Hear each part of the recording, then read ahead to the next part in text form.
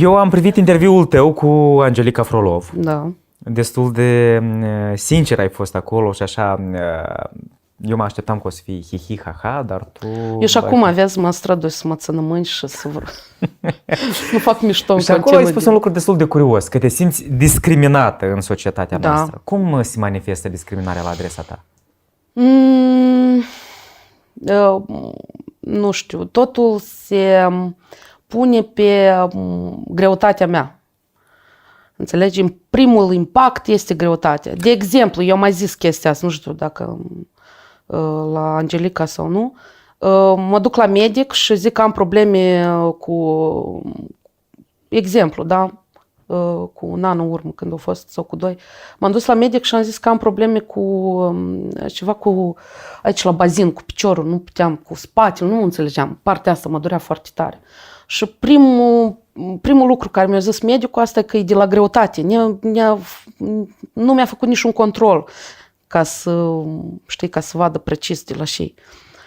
Până la urmă am trecut eu tubul ăsta care te bagi toată în el, nu am uitat cum se numește. Și acolo era o situație funny, că tubul ăla are tot așa o limită de kilograme, știi? Și eu eram fix la limită. Eu am 120 de kilograme. Și era cam 125 sau ceva maxim.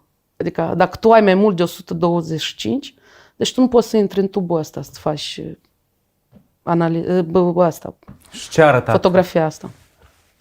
Și a arătat o infecție, pur și simplu, la cartilaj și la bazin. Care n-are nicio legătură care n-are cu nicio kilogramele. legătură, puteți să ai și 20 de kg, da. Adică înțelegi? Deci da, discriminare directă. Da, adică deodată mi-a zis că da, asta e. Ești, din cauza kilogramelor. Și pe urmă s-a uitat și la asta, poza aia și mi-a zis că, dar eu credeam, ce îmi spunea după ce a văzut așa, dar eu credeam că spatele la tine o să fie grav. Eu credeam că cartilajul o să fie. Dar nu, dar spatele la tine ești așa puternic, știi? El ține greutatea asta. De ce ar face așa precizări? Nu știu, cred că e... Și tu cum reacționezi? Fix ea și-a dat seama că a gândit despre mine, că m-a văzut clar. Ai probleme cu inima, ai probleme cu tensiunea, cu diabetul, cu...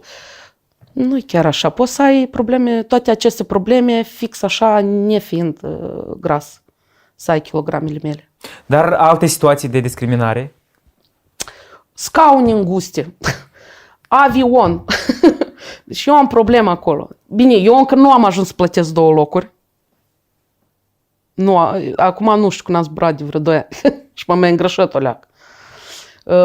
Dar nu am ajuns să plătesc 2 locuri, dar e îngust.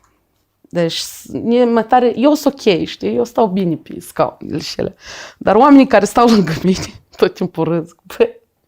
Adică, na, și asta îi aiurea, deși nu fac o leacă mai largă. Care și îți imaginezi că multe persoane se confruntă cu problema asta. Foarte mulți, come on, e foarte mult. Dar în viața de zi cu zi, genul oamenii simpli, cum reacționează? Ai avut situații când, nu știu, fiind în market undeva sau... Da, râd pe stradă, râd...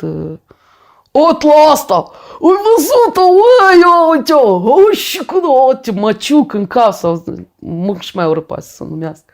Și gros, eu vezi că schiși pământul, să faci groapă în pământ.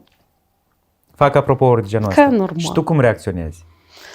Zic că, dar nu mai știu, râd, zic ok, da. Peace and love.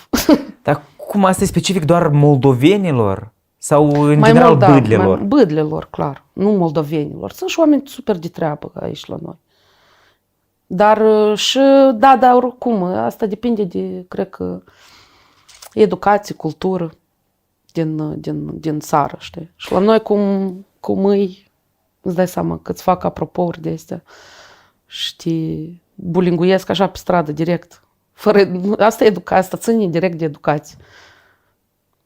Dar eu cred că nu numai eu pățesc chestia asta. Sunt oameni care au și un piercing în nas și tot așa pățesc. Exact așa e problemă. Cred că asta nu numai eu trec prin așa ceva.